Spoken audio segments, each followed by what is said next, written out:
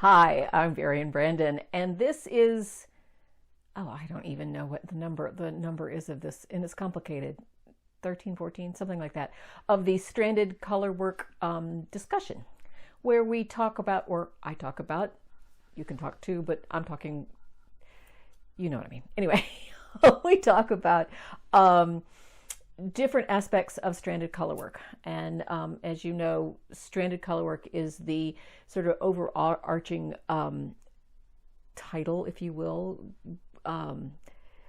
container, I don't know, for a lot of different techniques, one of which are different types of knitting, one of which is Fair Isle. So stranded color work, Fair Isle is one of the sort of the subsets under stranded color work, all kind of done the same way with usually only 2 colors per round and knitted in the round.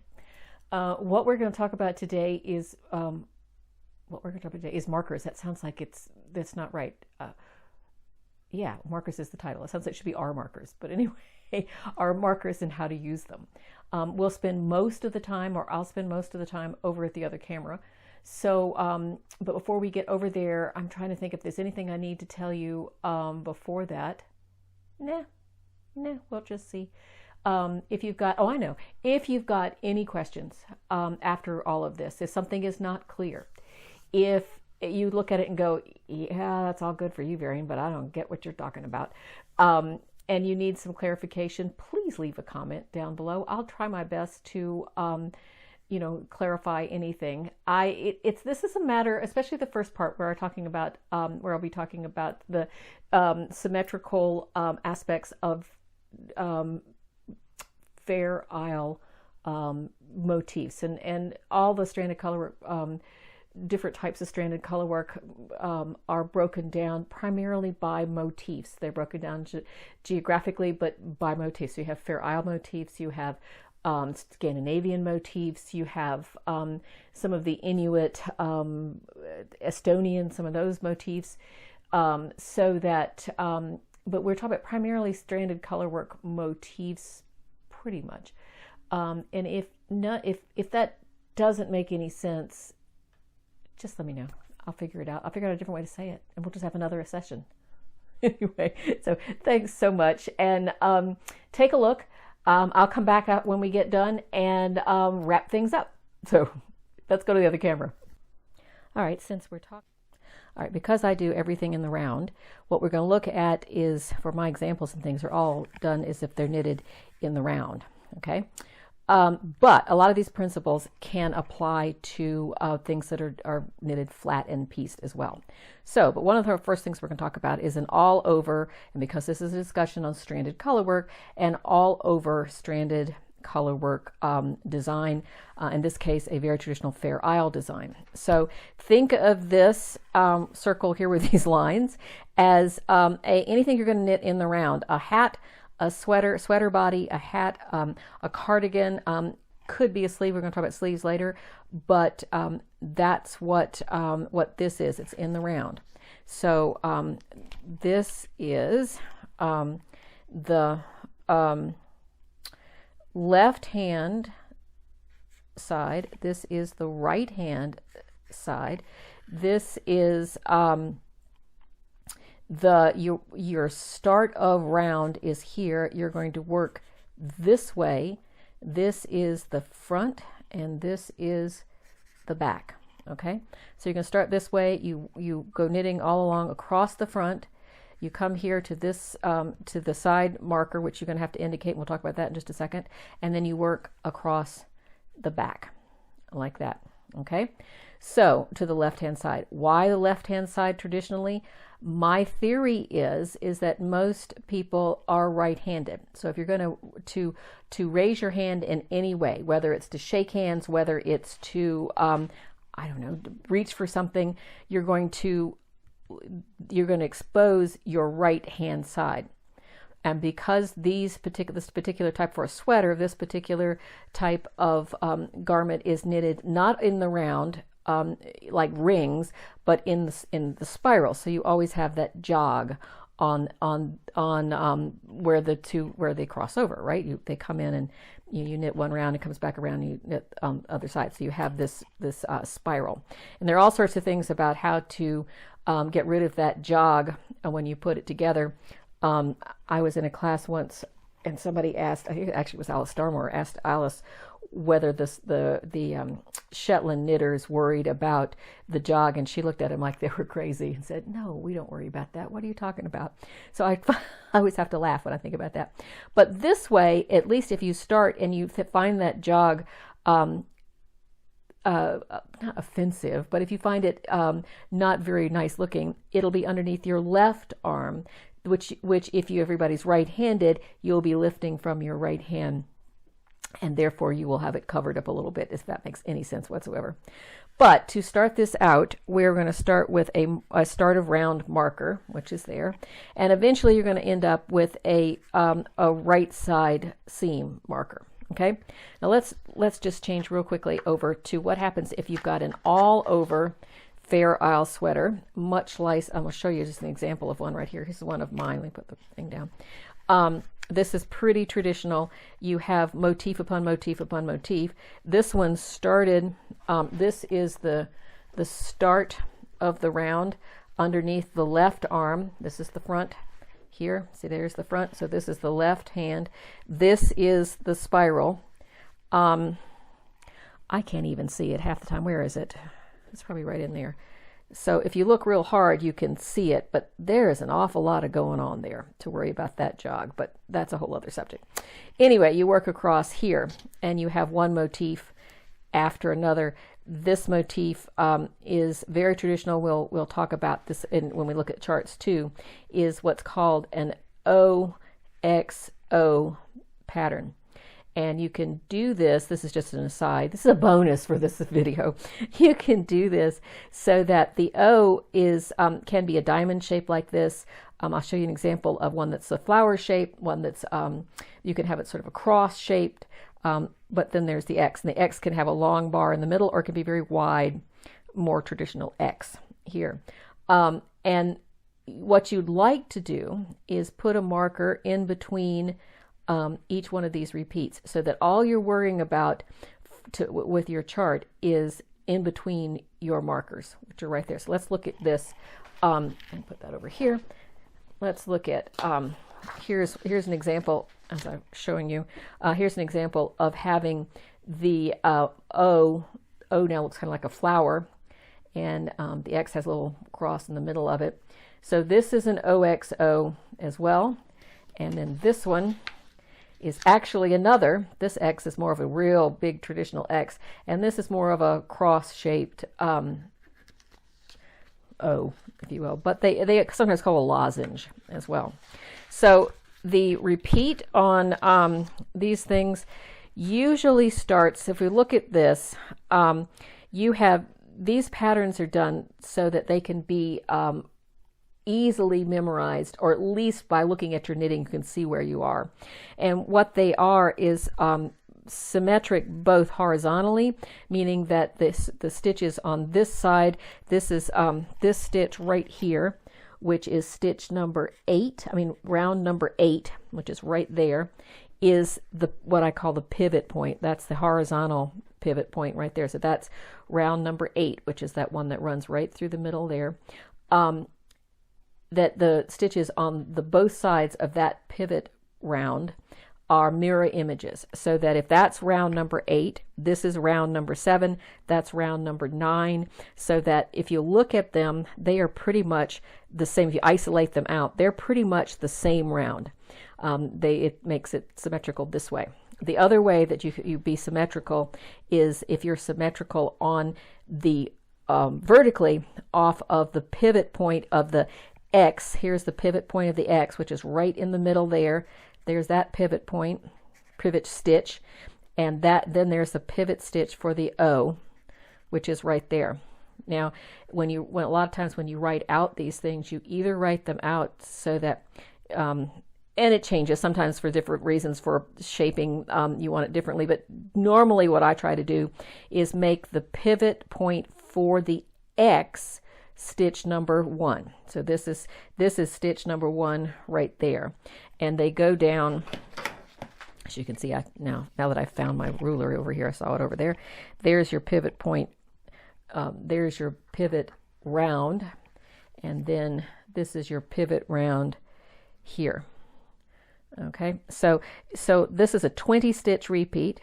I would go, that's stitch number 1, and this is the second stitch number 1. So this right here is stitch number 20. Let's see if I can get it in there completely right.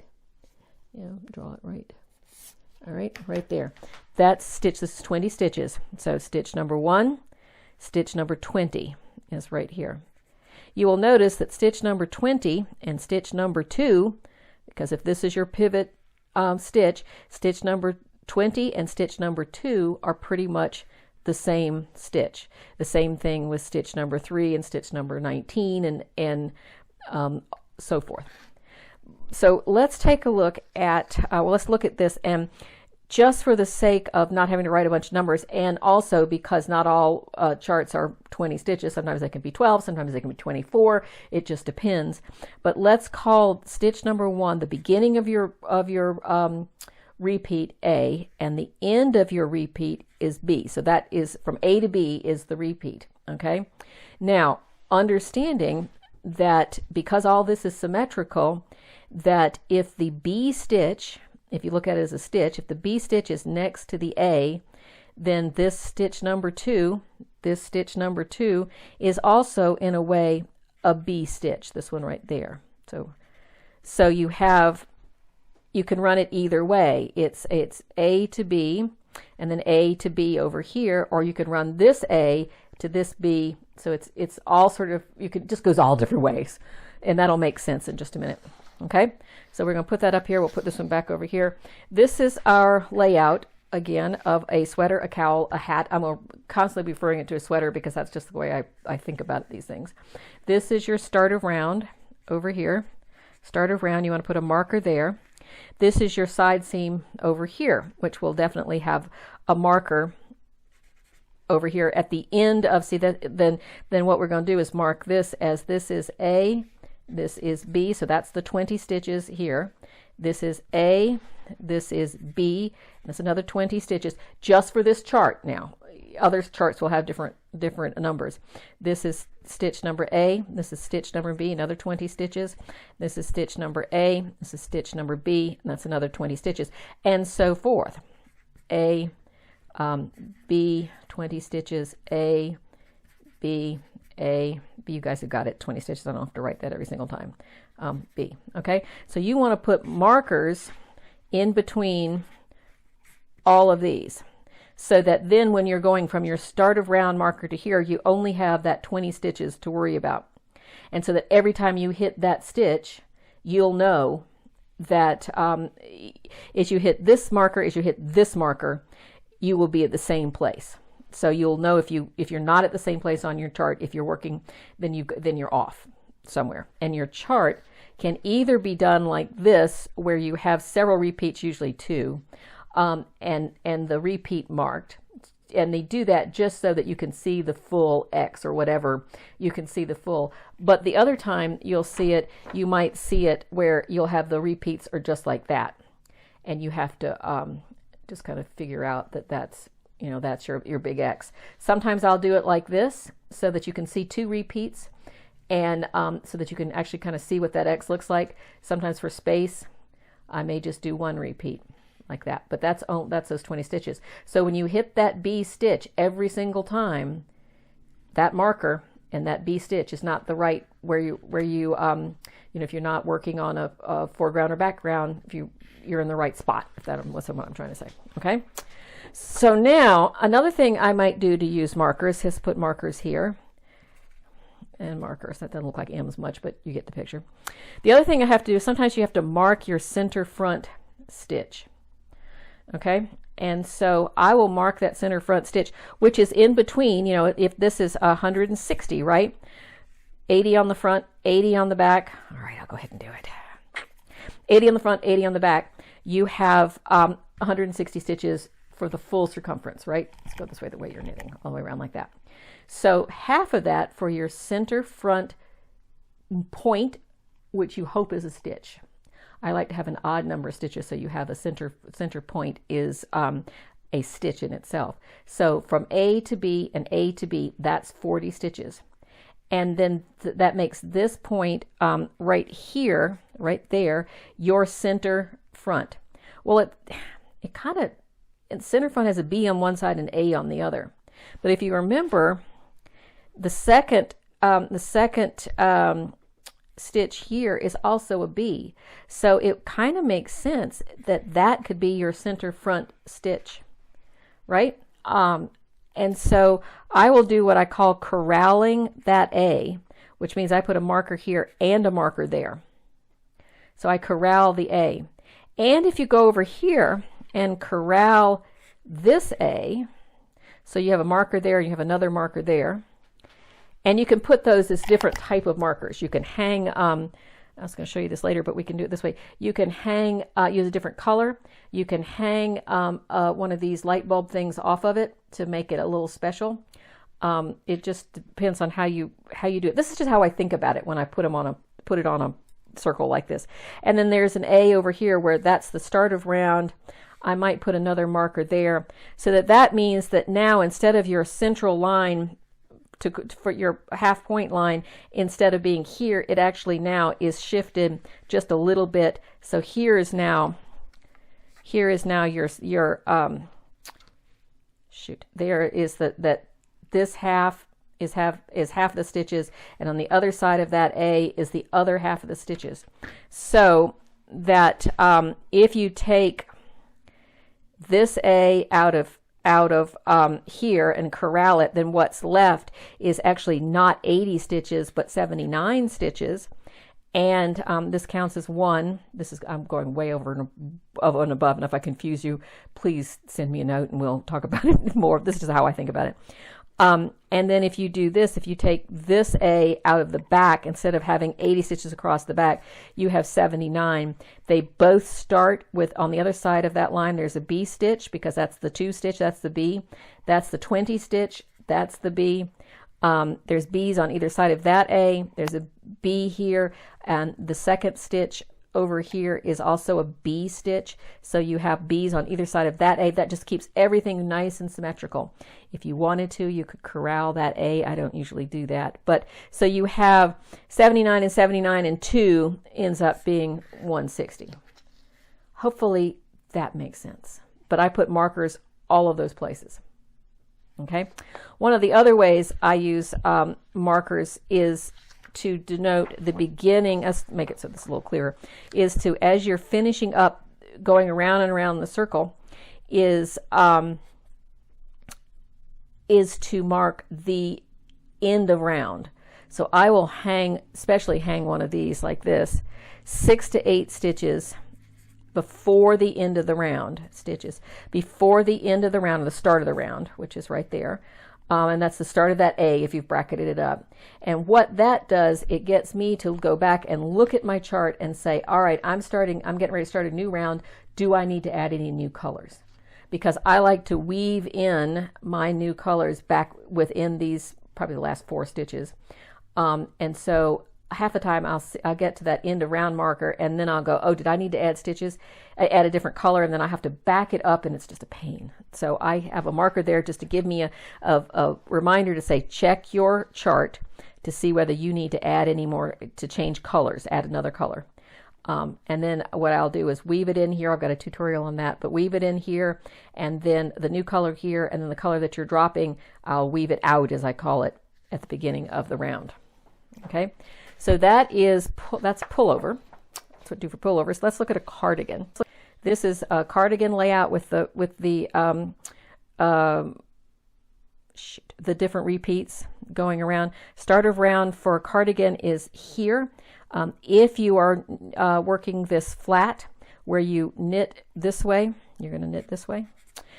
When you're working that way, you can either knit this way and then turn it and purl back.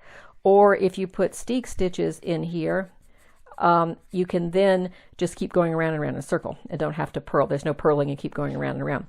But your starter round is technically in the middle of that steek. and you'll go this way. There is a marker here at the beginning, if you're using steeks, you put a marker on either side of your steek to set off the steek, so that you know when you get there that you won't be getting into, I use 10 stitches. Those 10 stitches are sacrosanct. You do not add any of those. You don't subtract any of those. If you want to put a pattern in there that's totally different from the patterns in the rest of the garment. And the stitch count is, lots of times you'll see in patterns they won't even include the however many stitches you have for a steek. You just almost ignore them. You just knit past them. So you have, let's look at these stitch repeats as well. There's A, B, A, B. If you're going to bracket this A, you'll have a marker. You have A, and you have, and then that is a B too. It's a B. Second stitch is also a B, but a B, A, B, B, A, B, A, B, A, B, A, B. So what that means is that you have on either side of your garment opening of your cardigan is that you have an A stitch and then a B stitch.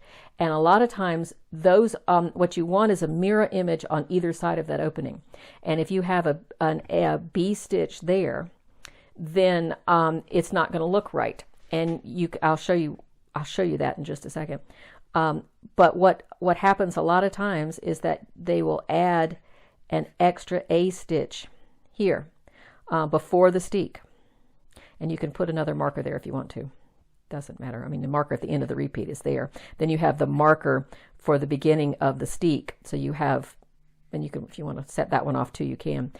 But what that means is that you have 20, 20, 20 all the way around. That's 160 stitches. But you've added one more stitch just to make that symmetrical, and that's 161. So most cardigans that are all over like this will have odd number of stitches instead of an even number of stitches. And let me show you what that looks like. This is a cowl that is an all-around cowl. Let me see if I can this way. This one, see, it's easier on the cardigan, but let's look at it. This is a cowl. This is a cowl that has a steek in it. I use this for my steek classes sometimes. That will open up. So this first stitch is the stitch that has this pattern actually right here. Okay, this A stitch, it's kind of almost, you can see it there, I guess, is got that's very fascinating. Oh no, that's what I did. This is one of those things where I made the number one stitch the pivot for the flower. I mean for the O instead of the pivot for the X. So in that case, this repeat goes like that. This is stitch number 1, and that's stitch number 20 here. Okay, if I don't quit shaking the table, calm down. Okay. All right. Sorry, motion sickness here, people. Okay, so that this stitch number 2 and this stitch number 20 are actually the same stitch, and then this would make this A and this B and this A. So if you will see, when we get back to, what did I just do with it? Here, okay. We get back to here where you have that extra A right there. So if this A has, you can see that they're just those single colors right there, and this one too. This is excuse me, here's your A stitch right there. Okay, does that make sense? So that here is your flower split in half, right, like that. There is your A. That A is the first, that's that first stitch is right there on the edge. When you get around to the other side, you see that I didn't put that extra stitch in there. I don't know why, but I didn't. and that's the B stitch.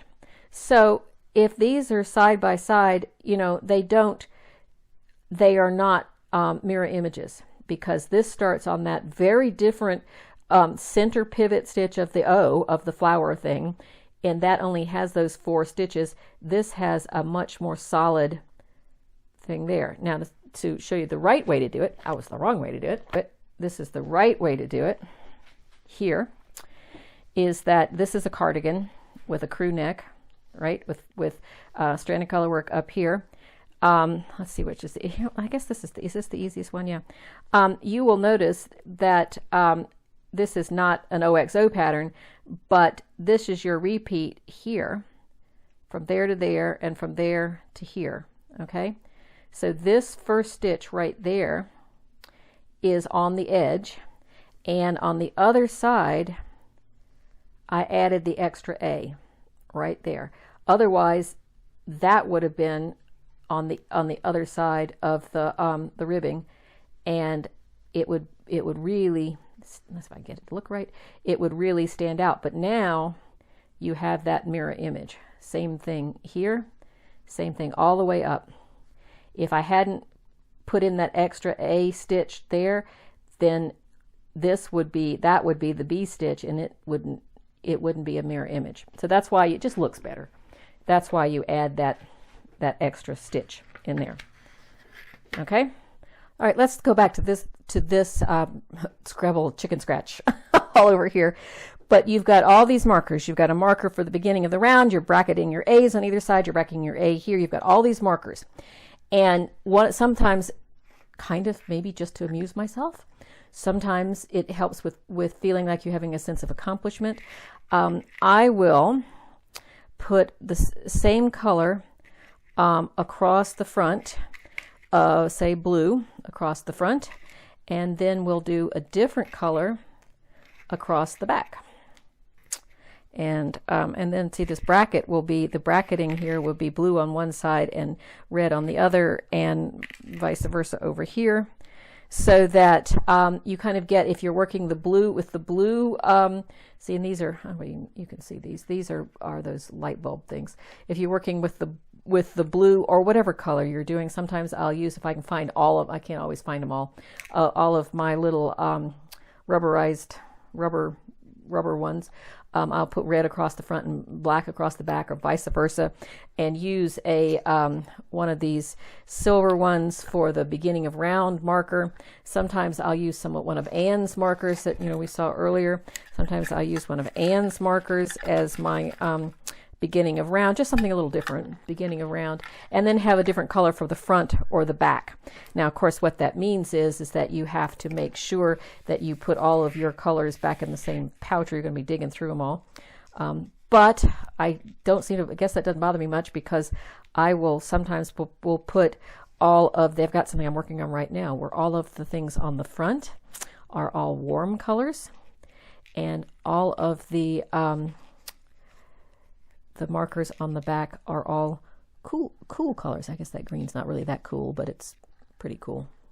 It's a cool color. So anyway, all those are back that way.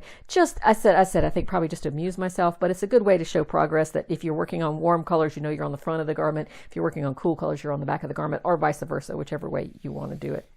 I should use the magnet to pick those up, but I'm not going to. Okay. So there's that. Now, all right, this is a drawing that I did some time ago for putting together a yoked sweater, or you could be a raglan sweater. So here's the body that you've knitted from the bottom up. Here are the sleeves that you've knitted from the is this right? Left sleeve, right, from the bottom up. Now, it could very easily have been a top-down thing where you have the neck and the shoulders and the yoke from here, and then you've separated for your sleeves to work down from there. Either way. And so the other way you want to do is to make sure you put markers in between these sections. We were talking about start of round for the pullover is usually the front left underneath the left arm. Start of round for the cardigans are usually in the center of the front. Of course, this is reversed from what we've been looking at. Start of round for a yoke, a bottom-up yoke, is generally the right shoulder blade, if you will. And I think that's because you're knitting across a long span first, and then and you have that jog, and you wouldn't want that jog on the front here. You want it because you want it on the back, and you knit across the back. You put a marker for start of round. What happened to my start of round marker? Yes, here's my start of round marker. Here is a marker to mark each side of the left stitches, and you have 2 more. And what the heck, let's just make these are all warm. We could make these 2 cool. We could just have a great time. Well, just one. Make it blue, that you know you're working on the right side. Anyway, so that's for a pullover. That's to use markers to separate sections that you're working on. The sleeves, the body, anything of that sort that you want to keep separate. Or at least indicate, know when you're working on a new section. Okay. 2 more things here. We're going to talk about sleeve decreases. Now this is a sort of Frankenstein sweater that I use for teaching.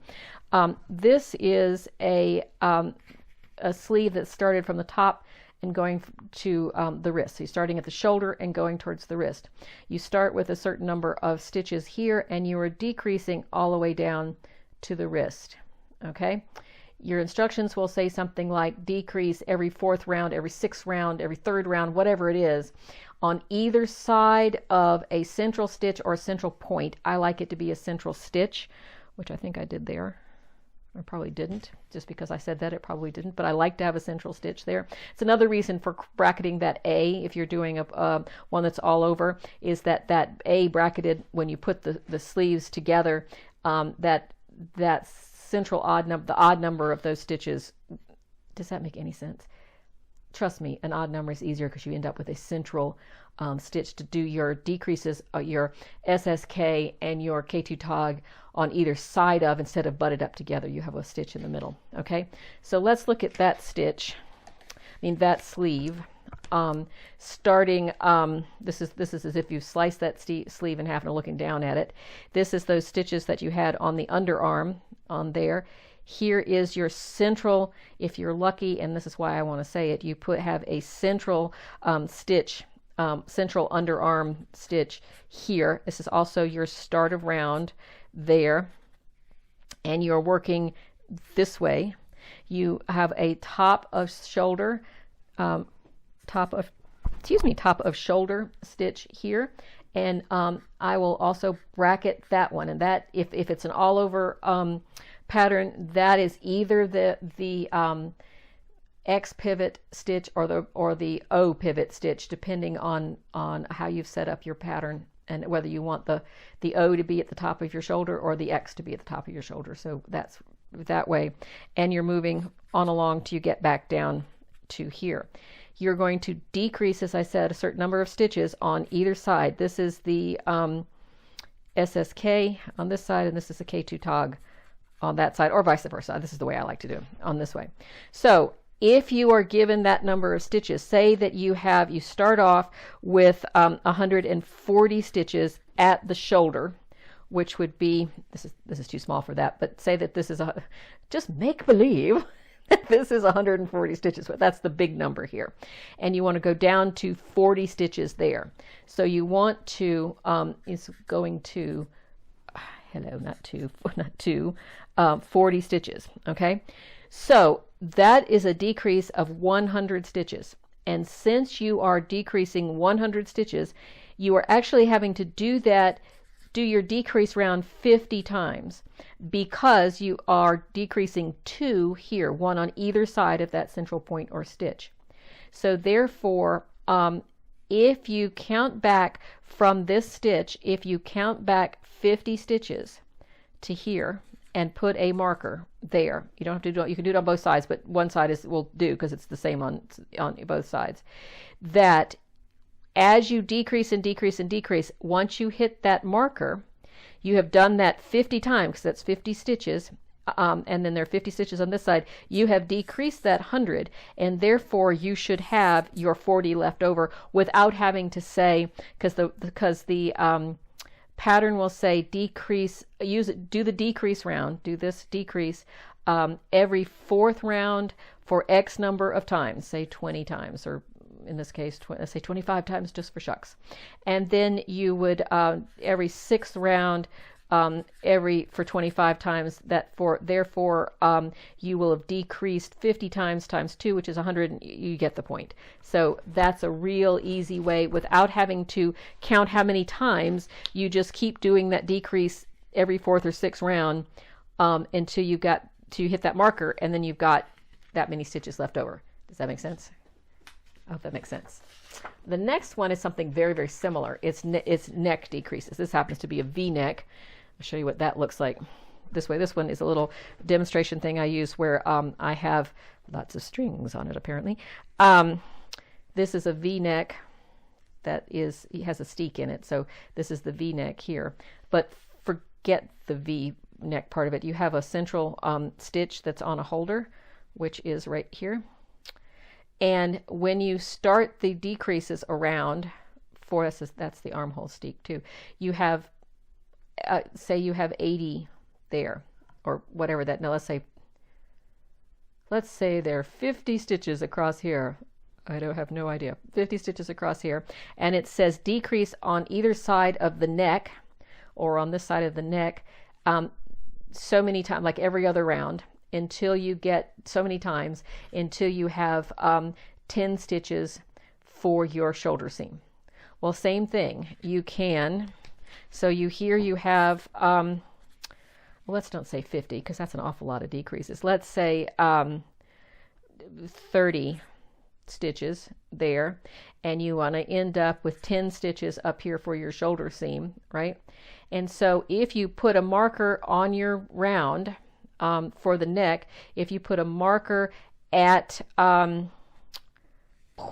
of right there on your line, that will give you 10 stitches here, and that means there are 20 there, which looks a little lopsided, but you get the point. So you would just keep doing your decreases for your neck until you hit that marker, and then you should have that 10 stitches for your shoulder right there. Hopefully that made sense. And if it didn't, or if only part of it made sense, then fine. Maybe as you go along in your path down this road of, hopefully you're enjoying this path down this road of stranded color work. As you go down that path and you kind of get in the middle of something, you might go, oh, that's what she was talking about. And maybe some of them won't make sense at all. But you wanted to. So leave me a note. I'll see what I can do about making it make more sense. There are lots of other ways to use markers. If you've got a way that I didn't mention, those are not all of them for sure, but if you've got a way that you find helpful, please share it with all of us, because I think we need everything we can. Some of these motifs can, especially mine, that can be asymmetrical. What we looked at was symmetrical, with symmetrical patterns. A lot of my newer patterns now are asymmetrical, and I've got various ways that I try to keep up with those.